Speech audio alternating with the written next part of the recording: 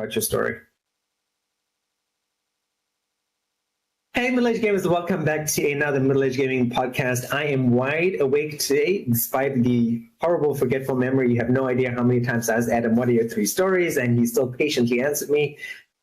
With that patience in mind, we've got so much to talk about. We've got acquisitions, we've got mergers, we've got, controversial reactions to trailers that we'll get into today. We've got new games, we've got the possibility of new games, we've got people copying existing genres, and we've got some fan favorites in the mix. So without further ado, I thought we might start off with Antoine's story first.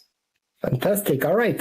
So today I'm going to talk about a very, very loved early access game that Korean actually presented to us a couple of weeks ago, which is Manor Lords. So Manor Lords, first of all, it's a game made by one guy only, all right, like a Minecraft.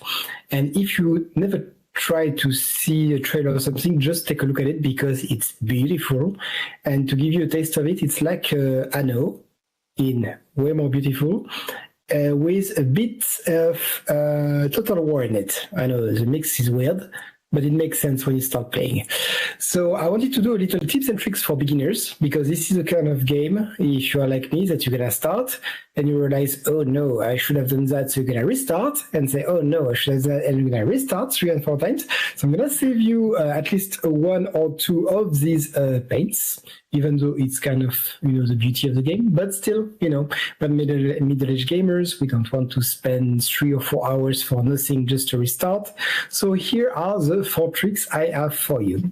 So first of all, in Manor Lords, you have to understand that you don't have the usual character, like you have a 200 population. That's not how it works. It works in families. Families of course, families of 1 man and 1 woman.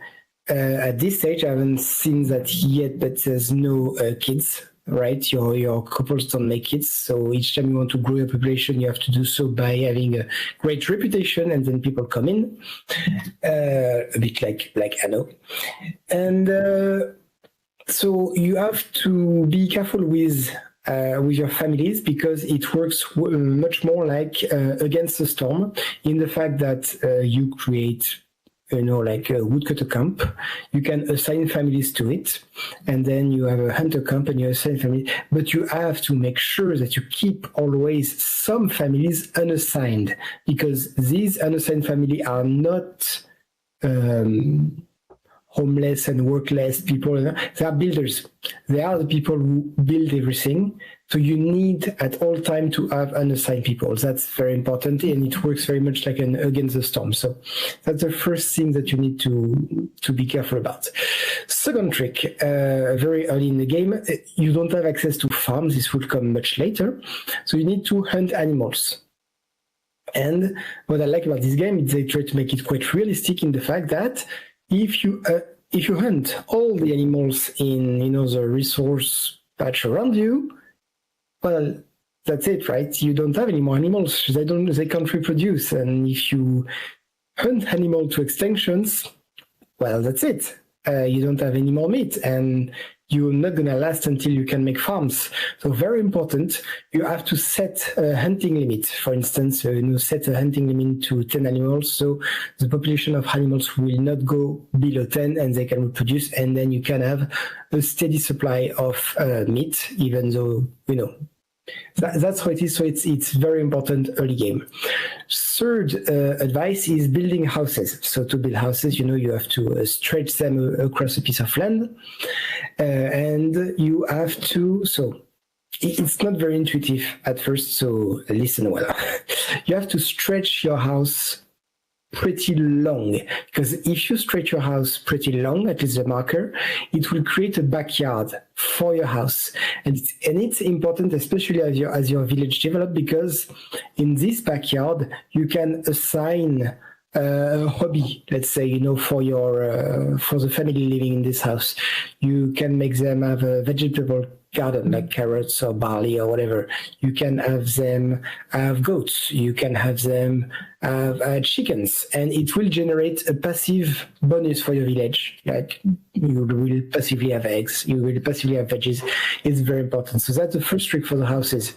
And second, that's something which is not especially obvious, but when you create your patch, it automatically divides your house plot, but you can increase or decrease the size of the plot. And the other advice I have for you is to increase the size until you have a secondary house in between a shed and a secondary house, because it will allow more people to live on this patch of land. So that's the two advice I have for you on that front. And very much like an anno mechanic, you can upgrade your house if you fulfill a certain amount of needs for religion, for resources and things like this. Then fourth and likely last advice of today, when you move to the RTS part of the game, which is, like I said, a total war, more or less, right? It's a total war, but right, it's not especially at this time. It's an alpha, so it's nicely made, but it's not fully there yet.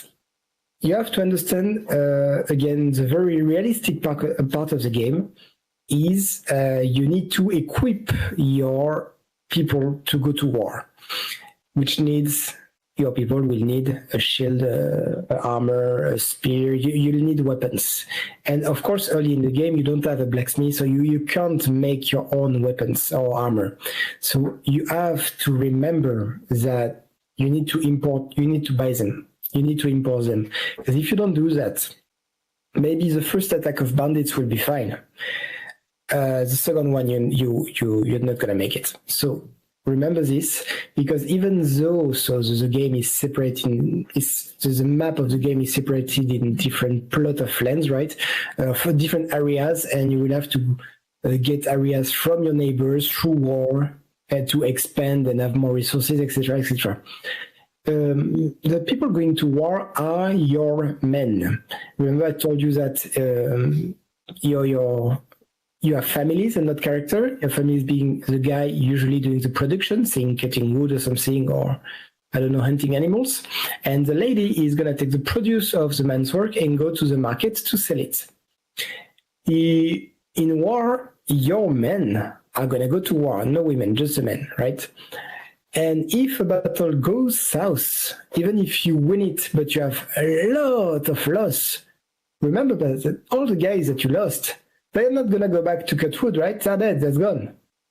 So be very, very careful with this, because each and every soldier that you have on your army, it's your economy back in the village. So if a battle seems very tough, do not hesitate to spend money and hire mercenaries. If mercenaries dies, you don't care. They're not the one working your economy back in the village. If your guys dies, not gonna lie, it's gonna be very tough for you to keep up with the game. So that's the early game, I would say, tips and tricks that I have for you. Try it. It's an early alpha game, and the guy is by himself, so the patch might be a bit slow. But it's a very beautiful, very fun game to play. If you like city builders, if you like medieval city builders, a bit like Anno, that's something that I highly recommend. Anno plus Total War, that's a very good mix. And I can't wait to see a final version of it. So make sure to wishlist it on Steam. It was on sale not too long ago. So I bet it's going to be on sale not in the spring sale or something like this, maybe. But really, it's something that I recommend, and yeah, really try it. And you wanted me to do this or that, or? Yes, please. That would be easier, but it's fine. I can still use the old one. All right, let's move straight into Adam. What is your first story? All right, so if you are like me, you probably enjoyed playing Stellar Blade quite a bit, and you're probably wanting more. Well, we'll be getting it, but the question is when, because Shift Up recently released their plans for the future. So they said that Stellar Blade is blowing away all their expectations. It's doing fantastically, and as a result, they are now looking into possibly releasing it on PC, which I really hope they do, because this is the kind of game that everybody should be playing, kind of like Ghost of Tsushima, so this makes me really happy. However, if you are a fan of Stellar Blade and you're looking for the next one, you might have to wait a while, because their next project is actually something that's called Project Witches, and this is going to be something that is going to be developed. It's going to be cross-platform, so you're going to be able to play it on your console, possibly PC, on your mobile. So this is a game that they wanted you to be able to play and then, go somewhere else, pick it up on a different peripheral, continue playing, and that sort of thing. So that's going to be their next project. They are looking into a potential sequel, but we don't know when that's going to be, and that's obviously going to be after this next project.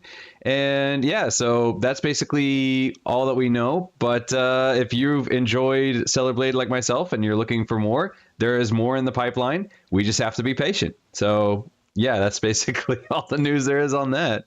Nice and sweet and short. Oh, we need longer. I'm sorry, you say like a minute, but yeah, I can go straight down through the list of what they have here. So so the first thing, they released basically a bulleted list. The initial sales exceeded their expectations. The next project is codenamed Witches. Witches is being developed with an objective to increase the accessibility of the game to users through a multi-platform strategy. So like I said, it's going to be on various platforms. Console, mobile is a big one. Their previous game, was it Nikki? Is that how you pronounce it? Nikkei? That one's on mobile, so it looks like they're going to be going back to mobile, but they want to be able to go back and forth. They say it's going to be a next-gen AAA urban science fiction action RPG built on Unreal Engine. So it's going to be some kind of RPG, but we don't know any details on exactly what to expect. However, the game is Witches, so I suppose there's going to be some sort of magical element to it. They are going to begin expansion and investing in new IPs in 2025, so they're going to be looking into possibly other new games as well. They're going to be listing on the stock exchange. So you're going to be able to buy some Shift Up stocks soon. If you're looking forward to that, you want to invest in it. And yeah, they say a PC version and sequel to Stellar Blade is already being considered. So they already have that in mind, that might be a possibility. No mention of Xbox. Originally, the original Project Eve was intended to be on Xbox. However, when PlayStation came in and said, hey, you know what, we're going to help you with your funding, that was nixed. Hopefully, maybe they'll go back and be like, yeah, and you know what, we're going to release this on Xbox too. We'll wait and see. And yeah, you can go to their recruitment page, and all of this is unfortunately on their Korean. It's all from a Korean website, so this information is kind of somewhat hard to get in English, but it is out there. So keep an eye out. We'll probably be getting more translations of all their plans coming soon. And keep in mind, of course, that this was their first AAA game. Which was fantastic. So they need to be very careful and have a very, very, very polished game to follow up on this, just to make sure that it wasn't just a stroke of luck. Is that what you say? Yeah. So, and if they are going on the stock exchange, and if they are doing a very good Witches game, start buying stock now, because either Sony or Microsoft is going to buy them at some point. Tencent, maybe Tencent, it's Korean, it's not too far from Tencent. So I suspect that an indie studio like this, who's doing great, is going to be bought up at some point. Yeah, I've seen a lot of people online that were kind of disappointed that their next game is not going to be Stellar Blade 2, that they are going to be doing something different. But if I'm being entirely honest, I'm actually 100% for that, simply because the way I would rather, I don't want them to be, you get a company like, say, Naughty Dog, and you start making an Uncharted series, and then you're just making Uncharted series after Uncharted series after Uncharted series. And then when you make your next game, The Last of Us, it's basically Uncharted 2.0. It's not that different. Whereas you get, say, a company like Obsidian, where you get games like Pentiment, and then you get like games like Avowed, completely different things. So I do actually like the idea that they're going to be doing something different, so that rather than pigeonholing them into making basically, slightly upgraded versions of the same game over and over and over again, trying different things, and then, coming back and being like, oh, okay, well, we've learned this after we tried something different. So I'm actually 100% behind the idea of, mixing it up between which IPs you're going to be working on. So I'm actually really excited about this.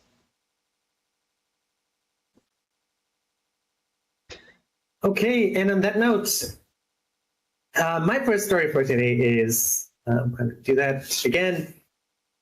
Gamers, are you looking for a D&D-like a game that mixes card mechanics and SRPG combat? Well, I have a solution for you that is coming out tomorrow on May 23rd. The game is called Cards, like C.A.R.Z as the acronym RPG, the Misty Battlefield, releasing tomorrow. There's no price yet available on the Steam website, so I have no idea. I would imagine this will be in the $20 to $30 range, $40 at the most, but I don't think there's a 10% chance of it being $40. But basically, yeah, this is some really cool art. It's some beautiful cards, up to 100 cards available at the moment. Fresh gameplay combining roguelike style deck building with SRPGs for a brand new experience. Over 100 varieties of cards. I kind of felt the 100 cards was a little bit on the low side, like most card games that they launched, they're like 200 plus cards, but 100 varieties could mean that they're different varieties of the same card, which could also be interesting. Search through the mist, clear the way the mist on the map to discover enemies, facilities, and equipment, and form a battle plan.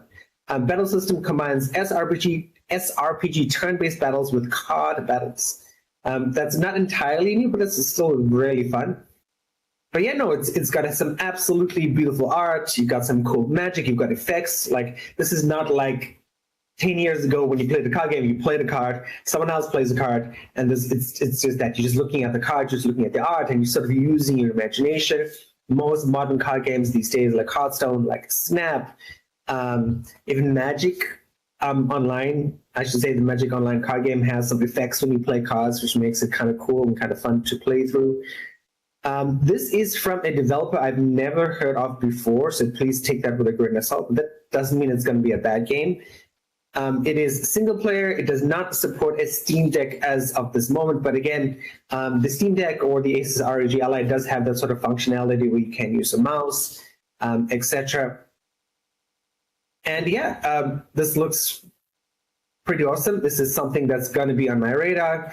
I would have played it for our game that I'm going to be talking about in August, but because this is coming out tomorrow, this is probably unfortunate that I cannot play it just yet. Not to mention, I'm still playing Marvel Snap, so this is something that'll just be. I probably hope it'll come to the Switch at some point, so I can buy it there and then play it on the Switch, because I do prefer my handheld gaming. But yeah, only on Steam for the moment. I know it is not on Switch, but It says on the trailer it's on Switch. It does? Yeah. Oh, thank you. Good thing I can edit the last part out. Okay. But yeah, that's it. No, it's just funny timing. It's just funny timing because you said it, and then at that immediate point, the trailer came up and it said Switch Steam. Like Switch was the first one on the list. All right. Moving on. Antoine, second story. All right, nice transition, because I'm going to talk about Nintendo. But first, let me reintroduce the area we are on right now. As you know, Microsoft, Sony, the big major players in the video game industry, have been expanding through buying other studios, right?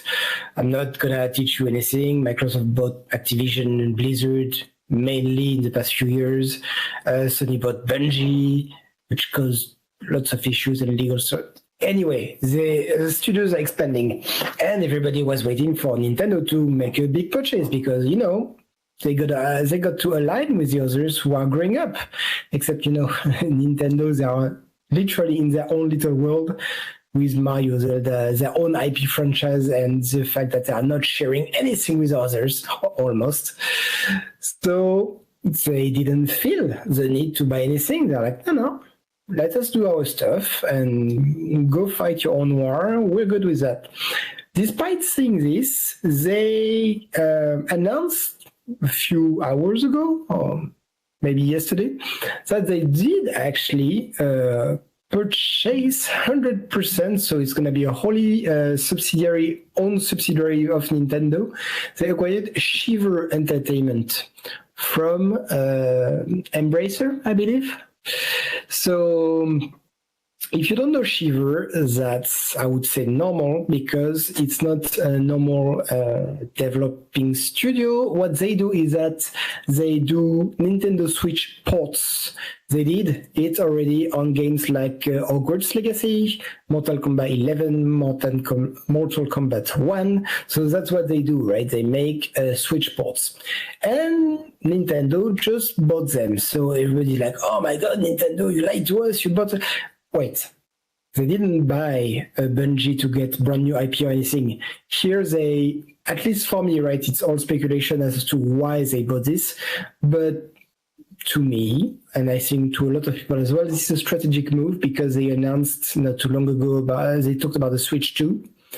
And this acquisition of Shiver makes them a studio which is going to be focused only on this, which is porting game to Nintendo. So they just bought it to expand the library, which I think it's a very good strategy. And that's they promise to their shareholders that it's not going to change anything for this fiscal year in terms of money, right? And the studio Shiver is going to keep doing what they do best, except that they're going to be entirely focused on Switch and nothing else. So I don't know this studio very well, or not at all actually. So I don't know, maybe they did port on other console and anything. But right now, that's it. They've been bought by Nintendo and they're going to focus solely on porting game to Nintendo Switch. Apparently they do a good job. Apparently there have been some problem on the Mortal Kombat port at first, but with some work, it became way more playable. Being acquired by Nintendo, very likely Nintendo, they don't mess up with their IP. They like the Nintendo seal of quality. So possibly we're going to see the same being applied to this Shiver Studio, saying, you port game, okay, but you port game very nicely day one. That's my wish. I perfectly know, and Korean can confirm that some games have been ported on Nintendo Switch and it just either doesn't work or not as well as other consoles. So Nintendo seal of quality doesn't apply to everything, but we can hope that Shiver, being fully owned by Nintendo, is going to do a good job. So we wish them the best of luck. We wish them to bring big games beautifully ported on Switch and Switch 2. And to have great success and bring up that team and put some career options on their website and not in Korean, so you can apply to it.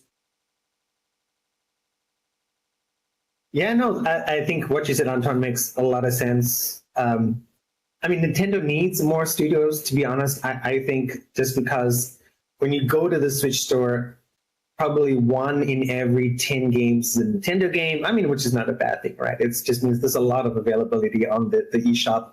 I look at it all the time for sales and deals, and it seems like it's relatively easy for games to be ported to the Switch.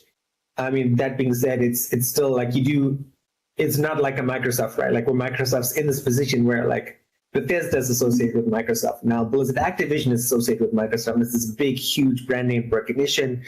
And I think Nintendo needs IPs beyond, like you said, beyond Mario.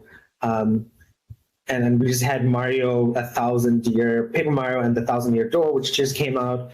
And it's just, like, there's some cool stuff that Nintendo could be doing. And developers are struggling with the Switch, right? In terms of that, so hardware is dated and games are using DirectX 12 and ray tracing and all this wonderful stuff, and you can't do that on the original Switch. So you tend to get older games, pixel art games, and at the same time they realize, this is where the Steam Deck, the MSI Claw, the Nova Legion guys come in, like, we're going to take your cake and eat it and then throw it back at you after we finish eating it, because I can play my Witcher, I can play Call of Duty on the Asus ROG Ally, and plugging it in, right? It's the Asus ROG Ally is the best example of this, right? It's like, you can sit in your bed, you can plug it in, and you get the full power of the ROG Ally, which means your CPU core is running on all cores. It has the built-in APU, and it runs fine. It runs, I mean, you can run most games at 1080p, right? Not at 60 FPS, but at 30 FPS, even in 2024.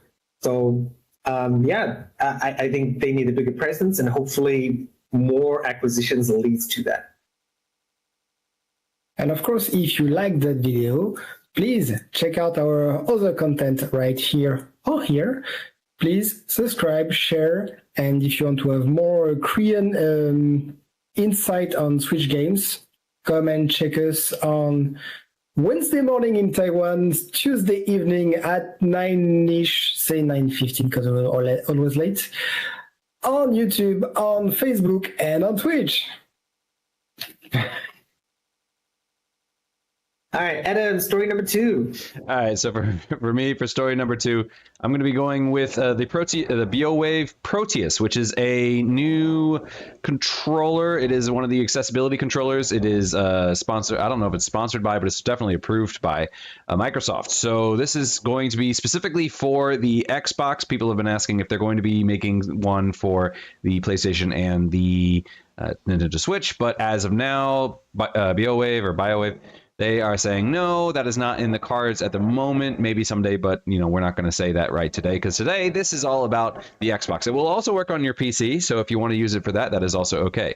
So the BioWave Proteus controller is a modular controller. It comes with 25 separate components, and basically the way it works is you have these little, basically they're like they're spherical, but they're kind of like dice. They have 6 sides, and what you can do is you can plug in different components to these different sides, and then you can connect them together to create kind of your own shape or controller. So if you want it to be more like a joystick, like for a flight simulator kind of thing, you can do that. If you want it to be kind of more of a traditional controller layout, you can do that. And of course, you can mix and match things as you wish. So the body parts are going to be able to connect at 16 different angles, whereas peripherals can connect at 8 different angles, meaning that when you put them together, they're not all going to be like side by side or in a block. You can kind of have them curved, or you can have things tilted slightly up or slightly down. So it should be fitting comfortably in your hand. It also will remember where your mapping is. So if you want to take it apart and rearrange things, you don't have to remap everything. It'll remember what everything was. It'll remember, where was your analog stick, and was it, normal, or was it reversed where it's up and down? All that's going to be remembered, so you can just mix and match it and experiment with it as you like. The connecting mechanism is also going to be open source. So if you would like to have some customized like caps, like for instance, if you're not using all of the faces, you can put kind of a protective cap on there to kind of protect the electronics inside. You can put customized things like that. If you want, say, handles on the sides to help your grip, make your grip a little bit easier, you can put, you can make 3D print those. So yeah, the connecting mechanism is all going to be online, so you're not going to have any problem. You can put whatever you want on it. They want you to do that. This is all about customization and all about comfort and ease of use for people who maybe a normal controller doesn't work for their hands so well. Profiles can also be shared online. So after you've created a profile, you can put that on online, and if somebody else sees it and they think, you know what, I think that's actually a pretty good plan, they can very easily download it, and then they can have their controller working the same way. They don't have to go through all the customization options and stuff like that. Just quick download and you're done.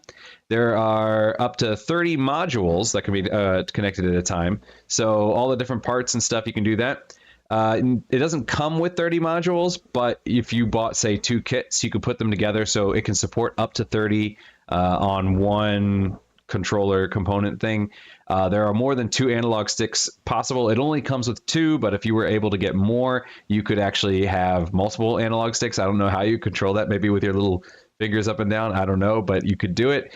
And it is going to be priced a little bit high. It is $299 USD. So unfortunately, Korean cannot get those Steam USD prices for you, but I can get your USD prices on this.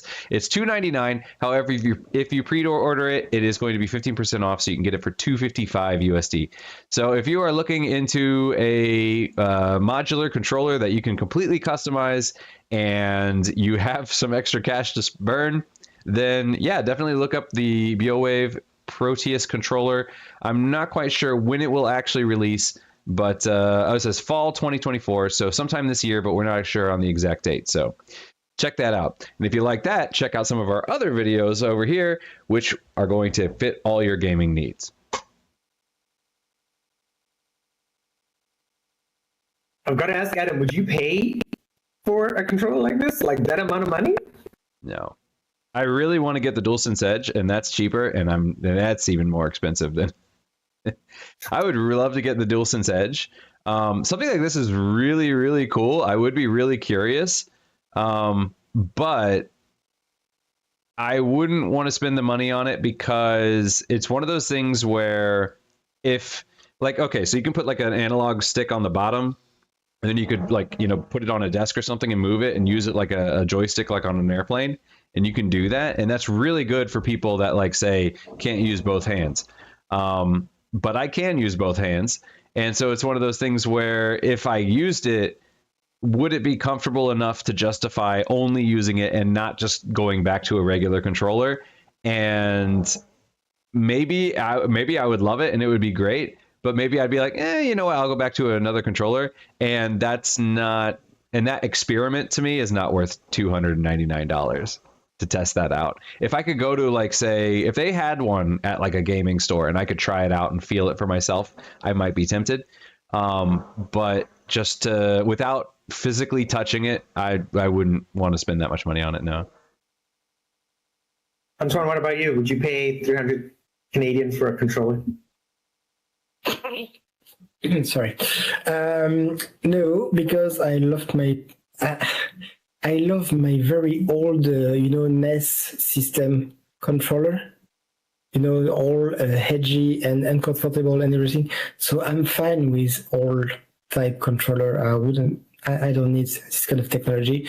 And you know what? Since I tried and I love the PlayStation 1, even though I never tried the haptic feedback on the PS5. Which apparently is really good. So at some point I'd like to try that. But, since I have my Xbox that I showed several times, but like Xbox controller, these are ergonomically very nice, very well balanced, very good for gameplay. And I don't need anything else. I imagine that for maybe pro player who needs something highly specific for their needs to play better because their income depends on that or something like this. Maybe, but for any regular, like my Xbox controller is $70, and I already found that. Oh, let's not try to rage destroy my controller because I don't want to buy any more. So yeah, no, I'm good. Thanks. Thank you very much. Yeah, this seems and on that $70 note. Oh, go ahead, Adam. I was just going to say, this really does seem more for not your average player, but say people who have, for whatever reason, special needs that are not able to use a regular controller properly. Maybe if you've had some nerve damage in one of your hands or something like that. This seems more like for that. And if that was the case, then yeah, for me, having a controller that would be comfortable would be worth the money. But like I said, for your average player, I think that's a bit pricey. All right, on that final note, my second story for today involves Deadlock. And you're like, Deadlock sounds like Deathlock, which is a Marvel character. No, this is nothing to do with that. This is another hero shooter in a day when literally Overwatch 2 has not done super well. We also have Marvel's Rivals is an alpha at the moment, and some of you might have played it or seen videos about it. Marvel's Rivals is literally, though people are going to kill me for saying this, Overwatch, but with Marvel characters, Black Panther, Hela, all the people you know and love are there, and they're performing your typical roles of tank and healer and someone who does DPS. So to me, this seems absolutely bonkers. Like, why would you be making? And apparently, Valve has spent 3 years trying to make this game. Or is making this game, and they're like, yeah, let's do a hero shooter after Blizzard canceled the Overwatch League. Like, this is not working. And I know students who were like, okay, I'm not playing Overwatch 2 anymore. I'm playing Valorant, and Valorant seems to be the one that's consistently doing well in terms of Twitch views. We talked about this a few weeks ago when Adam talked about Apex Legends Season 21, right? And I mean, look at someone who looks at Twitch numbers. Valorant is consistently up there. I would say Apex is there as well. You have your Call of Duty, but Call of Duty is not a hero shooter. So how do you top these things, right? Maybe you top it by being an established IP, but we know people are saying, oh my God, it's Marvel fatigue, right? I don't want to play Marvel games anymore. So, and Marvel Rivals is like another sort of dangerous play, but like what is Valve going to do that's going to say, yes, this is why you should play our hero shooter, because we made Left 4 Dead 2 and it was an amazing day and an amazing game, because we made Portal 2 and then or because we made Half-Life 2 and people talked about Half-Life 3 for 20 years and it never happened. Like, why would you want to make another hero shooter? It sort of makes sense from Valve's perspective, right? Because they're involved with Dota 2 and Dota 2 is super, super popular in Southeast Asia. I remember when I was studying Chinese at the university where Adam and I live in the city, Kaohsiung, and we had a bunch of Indonesian people, and all those Indonesian people, girls, guys, played Dota and were super familiar and super passionate about the game. So maybe that's it, making something competitive. And if you do build up the community, right, like you guys would have seen other headlines about Dota's Magical Cup, right? Because people buy this thing in Steam and then it goes into the Dota Cup and then you win like $1 million or $2 million or something like that. And it's an interesting idea. So let me give you the highlights of it. It says it combines elements of Overwatch and Valorant in Dota 2. So, okay, I was kind of right there. It says, since testers started sharing Deadlock screenshots all over the place, here's the ones I can verify, featuring one of the heroes called the Grey Talon. And it shows a guy with a bow and shows his various skills, that sort of stuff. Deadlock wasn't a game Valve gave any indication was in the works, so its reveal is certainly surprising. Earlier this week, a Gabe follower, that's the guy on Twitter who sort of shared this, shared more information about Deadlock on their X page, writing in the game is fast-paced, interesting ADHD gameplay, which is not, and then he expands on this as the combination of Dota 2, Team Fortress 2, Overwatch, and Valorant, Smite, Orcs Must Die. I mean, those are like drastically different combinations of games. Orcs Must Die was a tower defense game where you're building traps. So I like the idea of this not just being a strictly hero shooter. Like if this had like a PvE element, like Team Fortress 2 had the guys versus robots, right? That would have been fantastic. So whatever this game is, I know you guys are interested in it. I'm interested in it. I loved Orcs Must Die. I think it's one of those cool 2-3 player co-op games where it's fun, it's relatively relaxing, you're not playing against other people. So if they could make a hero shooter with PvE elements, that would be great. And let's see what happens. Okay, final story for today. We're making fantastic time. That always makes me happy. Nice. All right, let's hope the content match.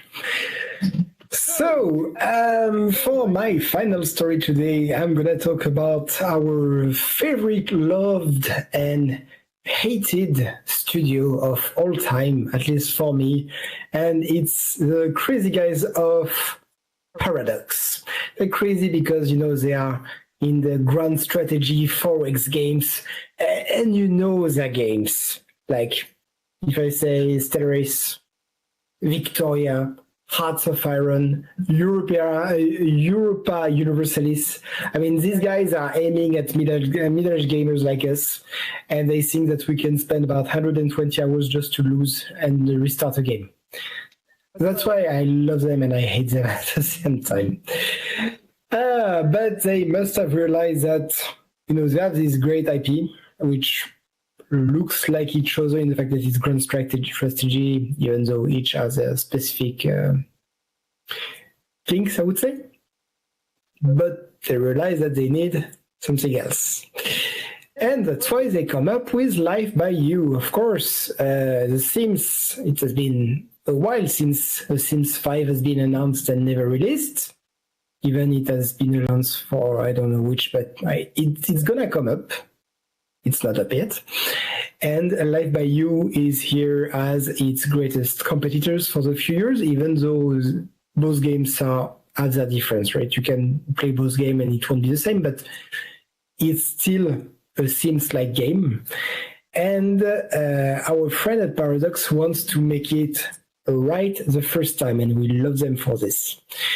So, unfortunately, and please don't be too sad, but the early access launch was supposed to start in a few weeks. But they announced, I believe yesterday, that it has been delayed again. And the reason for it being delayed is they want to polish the game. They just want to polish it as much as they can before releasing it, or at least before releasing the early access launch. There's not been a new release date yet, so we don't know when it's supposed to come out now. So we are very sorry because we know that it's a game that everybody's waiting for. I know that Krian and Adam are really waiting for it. Unfortunately, that's not right for now. So I don't have much more to say than I'm very sorry for everyone waiting for it.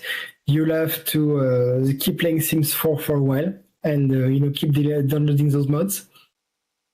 And hopefully, maybe not next month, but this summer, you will be able to finally enjoy the live by you. And of course, Adam and Krian will be here to tell you everything about it, maybe stream it as well, I don't know.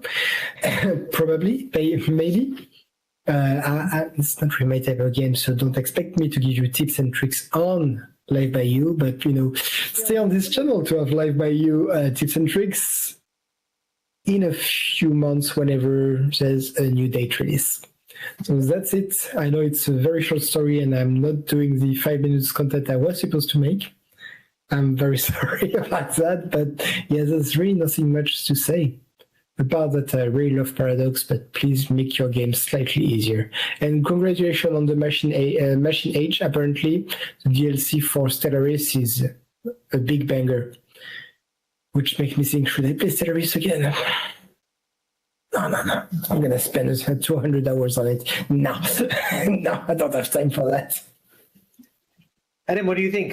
Why was it delayed? Yeah, I've been keeping up with their devlogs. They've been working pretty heavily with some YouTubers to just kind of show off like some of the gameplay. They've also been releasing all their how to do custom content kind of things where they're showing you how to do mods. So most of the mods that they've been showing so far, I don't know if I'd really even consider them mods per se, because they're mostly like, oh, how do you use the in-game editor to change the color of clothes, or how do you use the in-game editor to create a house? But then they said the next one was supposed to be showing us how to use Unity to was it Unity? Or no, was it Blender? I don't remember, but use outside programs to create custom neighborhoods, like create the custom layouts and stuff like that. So I was really looking forward to that one, but they did delay it. So looking at it, I think there probably are. I would agree, it's probably a polished thing, because looking at it, even the videos they show now, the frame rates are typically fairly low. And even as they're doing it, they'll be going through and they're like, oh, what are they doing there? Oh, well, that's a bug. So even as they're these are not fully edited and catered things. They're actually showing you like, this is, if you're playing, this is the kind of thing you'll see, and you do see bugs show up from time to time. So the polish thing, I would not be surprised. I'm going to say something controversial. Go ahead, Anton. No, I just want to say, remember this Paradox, and they don't do half-baked game, right? It has to be right the first time, and it's gonna get complex. So, yeah, I won't release an half-finished product. Yeah. So my controversial take is, I think if you're somebody who invests in Paradox or this particular studio, and you're looking at Inzoi, and you've seen some of the comments on Live by You, like we had on Adam's Live by You video, right? It is one of our best videos for 2024. But one of the things are like, man, this looks ugly. Like it just doesn't look as good as, oh, this looks like The Sims 4, which is an insult or a compliment, depending which way you look at it. But yeah, I mean, compared to Inzoi, right? And in this day and age of K-pop and the K-wave, whatever you want to call it, right? As a person who's interested in this genre, you want to look at the most pretty looking game. And if you're a typical investor who's like, okay, I gave Paradox $10 million and I'm looking at this Inzoi, and how are we going to compete with that? We can't, right? The engine behind Live by You is never going to look as good as Inzoi. And there's downsides. Adam mentioned, right? There is a worry, like, what kind of system is Inzoi going to run on, right? I mean, Unreal Engine 5, like, it's going to be difficult to play this on an ROG Ally. Even the LIX that's coming out in June, right? It'll have to be the next generation of devices. So I think Paradox is like, yeah, we need to make sure if this game is not going to look as great, at least it's going to offer the most polished experience possible. I mean, my controversial take is I think there's a chance they just might shut down Life by You for good. This close? This close, right? It's you're looking at the consolidations that are happening globally in terms of companies like companies were like, look at Microsoft shutting Hi-Fi Rush, right? Which made a lot of money and which made, maybe not a lot, but like at least was like over $25 million in net revenue. They shut it down, right? Like a game that could have made another bunch of revenue because it's about consolidation. It's about preparing for the AI feature. And it's about like hedging your bets, and maybe Live by You is not going to work out for them. I mean, Live by You is as Antoine mentioned, is like a drastic step away, I can't speak English, from the typical Paradox games that do exist. I think there's a chance, 20% chance that they're like, yeah, this game is bigger in scope than we imagined, and we don't want to release a game that's not going to meet everyone's expectations, so we're shutting down the game. Again, controversial, but I think there's a chance. No, you might be right. That would hurt them, but that would hurt them less than a game which is being destroyed by the community for being not as nice as Enjoy, not as good as The Sims, not as good as the others. Yeah, it could hurt them. So hopefully you're wrong. But who knows? I think Enjoy is going to fill a different niche, if I'm being entirely honest. Like, it's still a life sim, but everything we've shown, like, one of the biggest things that we've seen about Sims and one of the biggest things that we've seen about Life by You is families are a big thing. You know, you're going through this, like, multi-generational family, and, you know, you have full control of everything. Whereas with Enjoy, the way it's been presented, it looks like you're playing maybe one person at a time, maybe. So it doesn't seem like it's as focused on, like, say, controlling multiple characters at a time. It seems like it's more intensive and it's more focused in that sense. So I think on the surface, before the games come out, they might look like they're pretty big competition, and they might actually be competition. But I think on release, we're going to see that these games actually do fill slightly different niches. So that's my take. I love Adam ending up this on this sort of grounding off my controversial conspiracy hat theory. So I appreciate that.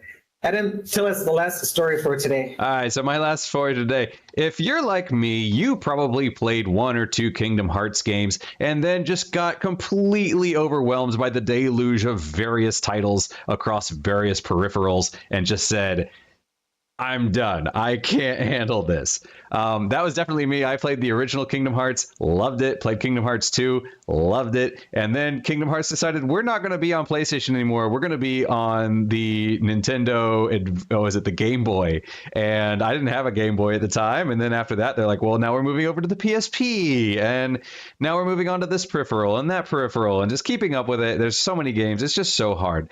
Well, if you're like me and you just want to focus on the main story, or pretty much the predominant things, and you're on PC, you are in luck, because Kingdom Hearts is coming to Steam. It already was on Steam, I think, but we are getting the Kingdom Hearts HD 1.5 plus 2.5 remix, Kingdom Hearts HD 2.8 final chapter prologue, and the Kingdom Hearts 3 plus Remind DLC. So if that all sounds very confusing with you with those long names, yeah, that's part of the reason why I had trouble keeping up.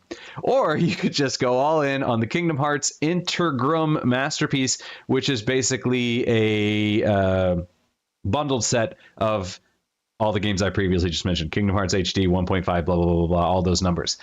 So you can get all those. The Kingdom Hearts HD 1.5, 2.5 remix is getting textural updates to its graphics, so it's going to be looking a little bit better. The Kingdom Hearts 3 plus Remind DLC is going to be getting an exclusive Keyblade called the Dead of Night, or if you get the Interim Masterpiece, you will also be getting the Dead of Night, because that is coming with Kingdom Hearts 3. So if you are a big Kingdom Hearts 3 fan, wants to revisit all these things on the PC, or if you're like me, you've played a couple of them and you got completely lost and need to start over, this is your chance. Head to Steam and grab these titles. They will be coming out soon, but I do not have the exact date. Sorry. I remember it was like June 22nd or something. I think I saw it on Steam. That's a possibility. It is June 14th. So in about 3 weeks. So Adam, for those people, like I was really interested. I remember Kingdom Hearts came to the Switch. I'm like, this looks kind of cool. I saw Cloud in there as well at one point. What is a Kingdom Hearts game for people who don't know? Because I remember looking at it. I've literally already forgotten what a Kingdom Hearts game is about. Like, what kind of game is this and who's it for? I guess depending on who you ask, it could be, considered ARPG or hack and slash or, those kind of games. But the story is basically you have multiple worlds, and most of them are Disney worlds. So you can go and you can visit, say, Alice in Wonderland World, or you can visit Sleeping Beauty World, or you can visit Beauty and the Beast world. And so you go to these different worlds and you basically help the characters out in their worlds. And in the later games, they started introducing these kind of secret societies that are trying to mess things up in the worlds. And there's a bit of a kind of a corruption. So these people basically lose their hearts and they become heartless. And so you're stopping the heartless from basically taking over everything. And when the original game came out, the appeal to me and the appeal to a lot of people was that it was it wasn't just Disney, it was also a Square. So it was kind of a marriage of the two. The earlier games had a fair bit of Final Fantasy in it, but then the later games started moving further away from the Final Fantasy aspects and leaning more into the Disney. So the Square was more of the original characters like Sora and Organization 13 and those sort of people. So yeah, if you're the kind of person who likes kind of a brawler kind of game, then this is a good game for you. And if you like Disney, part of the reason I moved away from it was because I was in it for the Final Fantasy, and as the Final Fantasy was slowly weaned out, I was kind of like, it's not for me anymore. So.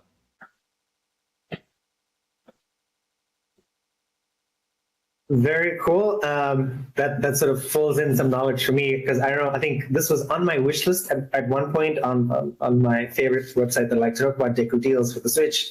And I removed it off, but now I think I'm going to add it back on, at least to Steam, because that will be something I can play on my Steam Deck or Asus ROG Ally. Antoine is shaking his head because you never liked the Kingdom Hearts games, Antoine? I love the concept, and honestly, I bought on the PlayStation the pack you just mentioned. Remember Kingdom Hearts 1 is old, very old, and the game mechanics? Alice in Wonderland, and that's it. I was done with it. I was like, Jesus, I can't. When you were talking about, I can't play games which are too old because of the game mechanics. That's exactly the kind of games that I can't do, because I really like the concept of Darth Mickey Mouse. Like Mickey Mouse with his little hood and look all mysterious, and it looked fun. And the cast of characters, of course, looked fun. Final Fantasy VII characters when I was a big fan when I was a kid, and I really wanted to play this game, but just the gameplay right now, it just doesn't work. At least for me, I just can't. Good to know. Then I'll have to wait for a review. And on that note, guys, any final words for today? Thoughts, game streaming thoughts, gaming thoughts? Don't you have a story through? Adam? Oh, wait.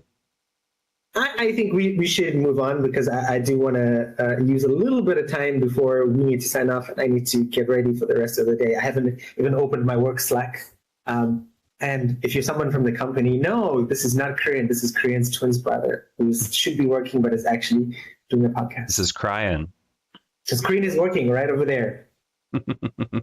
No, the only thing is I finished Stellar Blade, and now I need to figure out what I'm going to be playing next. I was thinking about Nine Souls, but I signed up for the PlayStation release of that, and the Steam release is coming out on the 29th, but no news on console versions. So yeah, I need to figure out what to play next. So if anybody has anything specifically they want to see, let us know, and I will definitely consider it.